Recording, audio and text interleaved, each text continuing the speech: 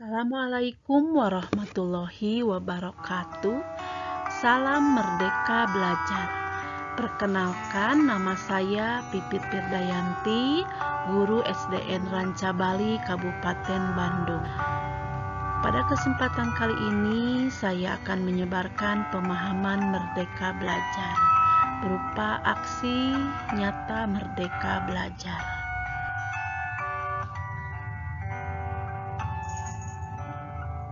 Topik Merdeka Belajar. Yang pertama, pemahaman gagasan dan prinsip pendidikan berdasarkan pemikiran Ki Hajar Dewantara. Yang kedua, pemahaman untuk memfasilitasi murid agar tumbuh sesuai dengan kodratnya. Yang ketiga, penerapan pembelajaran yang memerdekakan murid.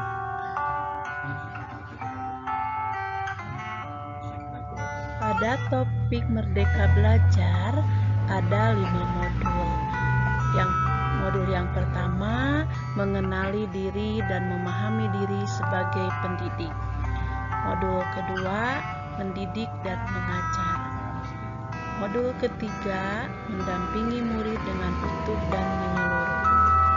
Modul 4, mendidik dan melatih kecerdasan budi pekerti. Dan modul kelima, pendidikan yang mengantarkan keselamatan dan kebahagiaan. Modul 1, mengenali diri dan memahami sebagai pendidik. Tujuan pendidikan yaitu menuntun segala kodrat yang ada pada anak-anak agar mereka dapat mencapai keselamatan dan kebahagiaan yang setinggi-tingginya, baik sebagai manusia maupun sebagai anggota masyarakat. Mengenali diri dan memahami sebagai pendidik. Kita akan belajar 2 hal. Merefleksikan diri dan peran sebagai pendidik, memproyeksikan diri sebagai guru seperti apa di masa depan. Jadi pendidik itu mengenali kekuatan dan kemampuan diri dan peran sebagai pendidik, mengenal karakteristik dan kebutuhan murid, adaptif terhadap perubahan. Modul 2 yaitu mendidik dan mengajar. Sekolah atau satuan pendidikan seringkali dipersepsi sebagai tempat mengasah kecerdasan kognitif semata. Sementara di kehidupan nyata juga ada kecerdasan dan keterampilan hidup lain yang diperlukan untuk menjalani hidup. Kita percaya bahwa sekolah dan pendidikan merupakan bekal untuk kita mengisi masa depan mereka.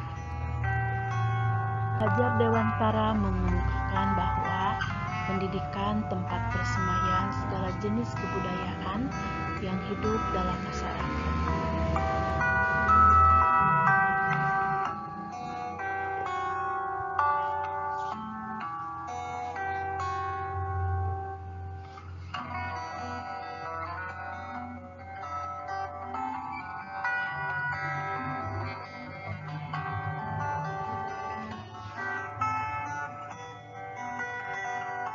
Beliau juga menyampaikan 3 semboyan pendidikan, yaitu Inarso Suntulodo, Ing Madya Mangunkarsa, Tuturi Handayani.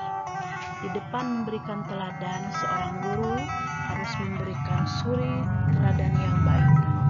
Di tengah membangun kekuatan dan terus berkarya, guru mampu menstimulus muridnya agar tercipta prakarsa dan ide dalam pembelajaran. Di belakang memberikan dorongan dalam proses pembelajaran, guru harus mampu memberikan bimbingan kepada murid untuk bertanggung jawab, selalu belajar dengan tuntas dan berkelanjutan.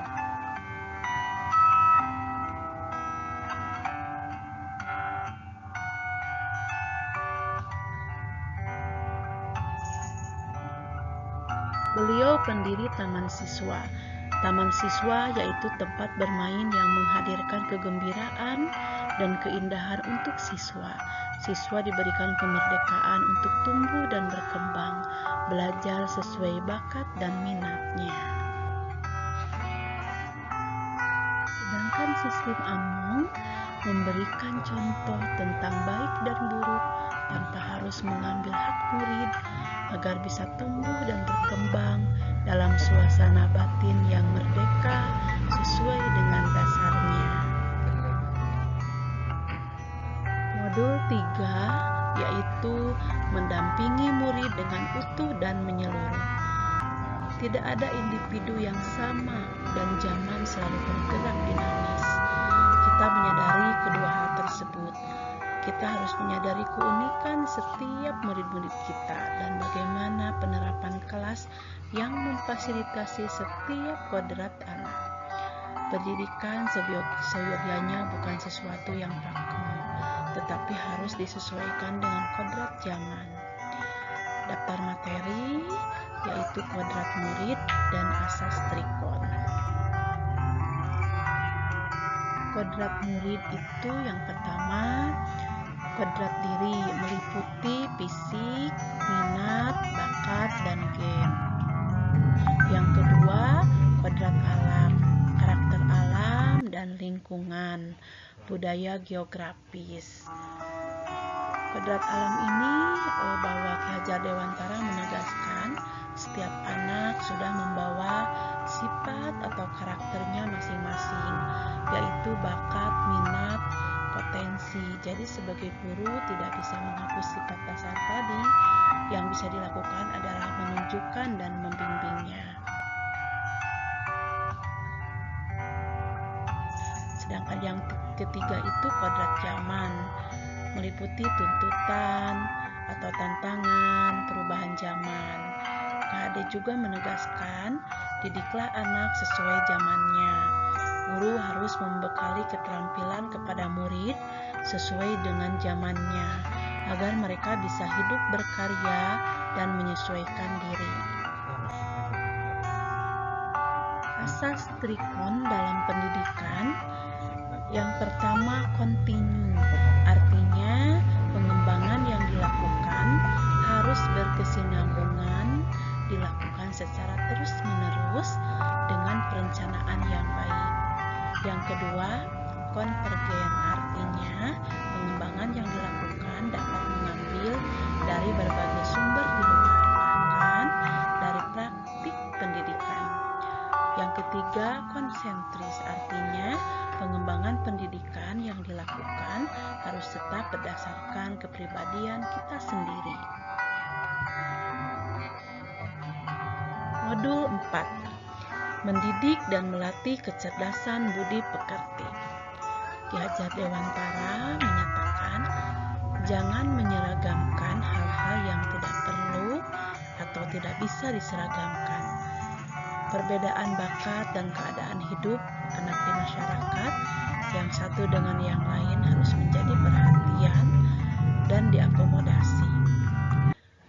Budi pekerti merupakan perpaduan antara cipta yaitu kognitif, karsa afektif, sehingga menciptakan karya yaitu psikomotor.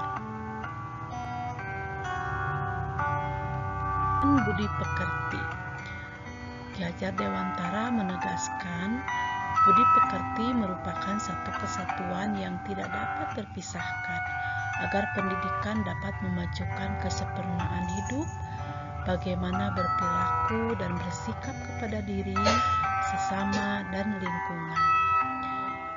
Maksud dan tujuan pendidikan budi pekerti yaitu untuk memelihara ketertiban guna mencapai rasa aman lahir dan batin baik untuk dirinya maupun untuk masyarakat luas. Modul 5 yaitu pendidikan yang mengantarkan keselamatan dan kebahagiaan. Menurut Ki Hajar Dewantara, pendidikan yang sesuai dengan bangsa kita adalah pendidikan yang humanis, kerakyatan, dan kebangsaan. Pemikiran tersebut adalah gagasan yang melampaui zamannya, di mana beliau hidup dan masih relevan hingga sekarang ini.